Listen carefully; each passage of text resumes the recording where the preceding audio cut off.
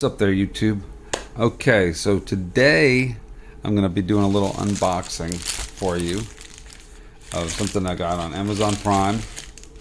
It's it's a HDMI capture, and what I did was, I had a friend of mine. I left it in the bag. I pulled it out of the bag to see. I didn't open it. It hadn't been opened yet. It's a little HDMI capture card, and I'm going to leave a link in the description below. So basically what happened was my friend was saying that this video that's captured over the Nikon beta utility USB webcam utility software wasn't all that great. And I agree, it probably wasn't all that great. I mean, it's okay. But I think it could be a lot better. So I figured why not go ahead and grab a HDMI capture. So I was looking for like the Elgato. Everybody suggested getting the Elgato. And I was like, well, it's $120 for Elgato, and I don't know how much better it is than this right here anyway. I mean, it might be fantastic compared to this, but why not? So I figured I'm shooting this in 1080p. I've got the screen up for 1080p. I made it full screen so that we can see what the actual quality of the footage looks like. And I'm going to compare it to this. So this is, right now I'm shooting this on the Nikon Z6 through the USB capture USB through the Nikon beta web camera software. And so let me see so I ordered this thing.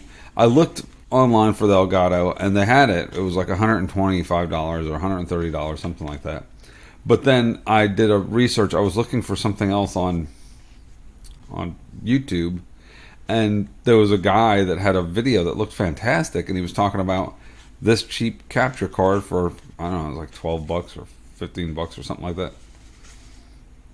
Like 12 or 15 bucks. It doesn't come with anything but a little capture card, but a little HDMI capture card thing.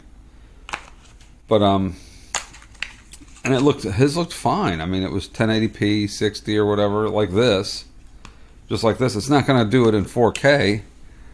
And I'm sure the 60 is probably frame doubled or something like that. So you probably wouldn't want a game on it. But for this, it's fine.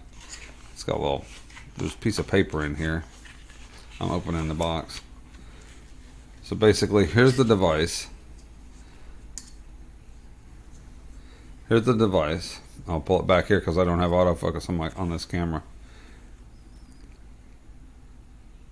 HDMI capture. It's got a little cable, USB 2.0 port thing. It hangs off the back, so it doesn't have to be right there in the back of the computer. That's nice. I could actually plug it in the front if I wanted to. But I can leave it plugged in the back, or I can plug it in right there in the front.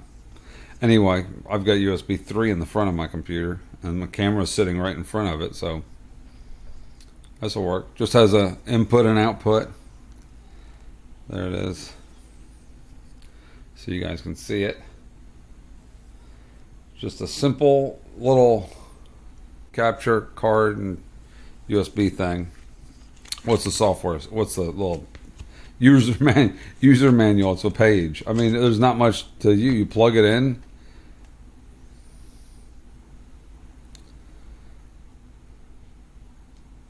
So, support max input resolution 4K, support max output resolution 1080p. 8, 10, 12-bit deep color, HDMI standard cable, 1080p and below resolution.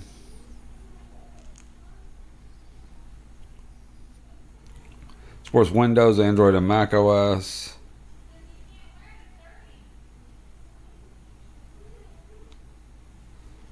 No external power supply. You just plug it right in. It gets its power from the PC. And then you just basically it's plug and play. Plug it in and play. So right now this is the beta utility. I'm going to plug this thing in, hook up this camera, and see what this little card looks like. See how much better it looks. I'm going to leave everything exactly the same. I'm going to be in the exact same spot and everything.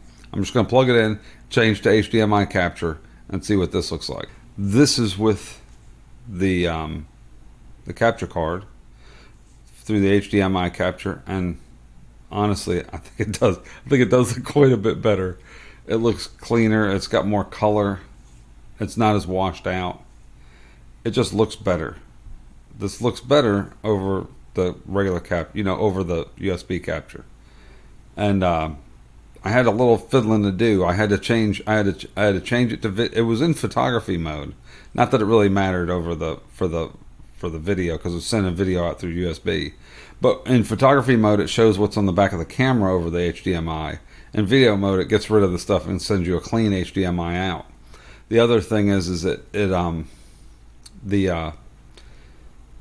video mode, the camera will turn itself off. So in order to stop it from turning itself off, I plugged it into the USB, and now it's using USB power, so it's not turning itself off to save the battery.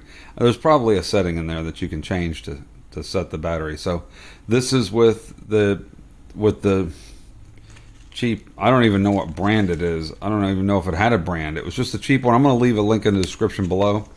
So you guys tell me what you think. Which looks better? This video with the HDMI and the capture card, or the video through the USB? To me, this looks better. It looks cleaner. The color looks better. It's got more color in my face. The skin tones look better over the HDMI. To me, it looks a lot better. It looked quite washed out on the other one. I didn't notice it because I wasn't really paying attention, because I wasn't doing other stuff with it. But so there's your little comparison. I'll leave a link in the description. I think the thing was like $15, and it's worth it. You just throw your DSLR up there or mirrorless camera, and boom, do it. So now my next video is going to be, I'm going to do another one immediately following this one, talking about Lightroom and stuff, and using Lightroom. And I'll just leave this camera over in the corner. This video, for what it's intended to be used for, is just my head over in the corner while I'm editing photos and stuff. And I'm going to be editing some photos of a wedding that I shot for a friend of mine this last Saturday. I shot a friend of mine's wedding, and I shot it with the two Z6s. And the lenses I kept on there was the 24-70 f4 on one camera, and the 85 1.8 on the other. And I mean, honestly, the hit rate on those things, on both of them, I don't know if it's the newest firmware or what, but with the newest Nikon firmware, the hit rate was ridiculous. I had almost no shot, almost none, that were out of focus or focused on something that I didn't want to be focused on, which is rare. So most of the shots came out exactly what I wanted. Most of them were tack sharp on their eye. I used eye autofocus. Part was outside, part was inside, part was low light with the flash.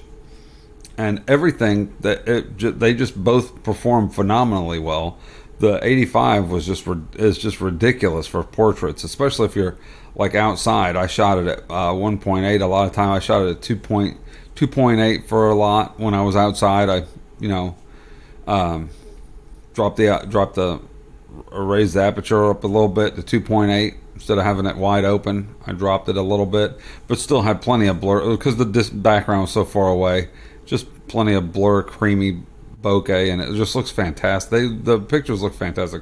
Anyway, that'll be my next video. So I'm gonna do a video like that, and I'll be using this capture card from now on, probably just because it looks better. And also the Nikon utility, for some reason, like if I turn off the Nikon utility and plug the camera back in on OBS, you have to restart OBS for it to see the camera. But on this, I just plugged it in, and boom, it just popped right up. So I selected it, and it came on. So there's that. That's a bonus. So just makes it a little bit more convenient for using OBS or capture or whatever. Anyway, I'm not usually doing a full frame of this because I'm just using just a little image of it. So anyway, let's take a look, and I'm going to capture this next segment at 3440 by 1440, which is my monitor resolution, just because I want to be able to zoom in and have you see the pictures as clear as I can. So hopefully it looks good. Anyway, talk to you later, YouTube. Thanks for watching, and if you like this video, get a thumbs up. If you didn't, thumbs down. Don't forget to like and subscribe. I'm getting subscribers every day, and thanks for watching. Take it easy.